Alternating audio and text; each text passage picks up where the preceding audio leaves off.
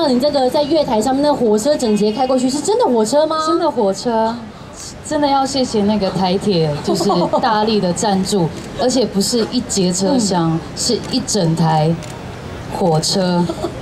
对，所以原本导演只想要去借一节车厢，借一节，没有想到台铁说没关系，我们买1送10，对，整节火车开进来给你用。对，他想说，因为我从小就坐火车，对，就从台北啊坐车到那个台东，所以他就想说，都坐了这么久来送也算是 VIP 嘛，对不对？就累积一下，就干脆把整节火车借给阿令来拍 MV。所以这个 MV 的拍摄过程辛苦吗？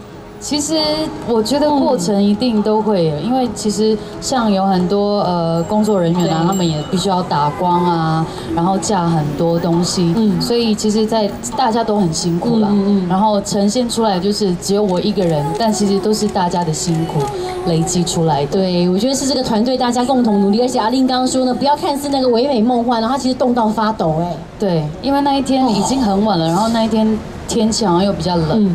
然后我又泡在那个水里面，对呀，非常的冷。所以你看精灵般的画面是那个阿令用意志力硬拼，有没有？鸡皮疙瘩已经掉满地之后呢，才拍出这个唯美的好看的画面。所以呢，这个希望大家的全力支持阿令的最新专辑《罪恶感》。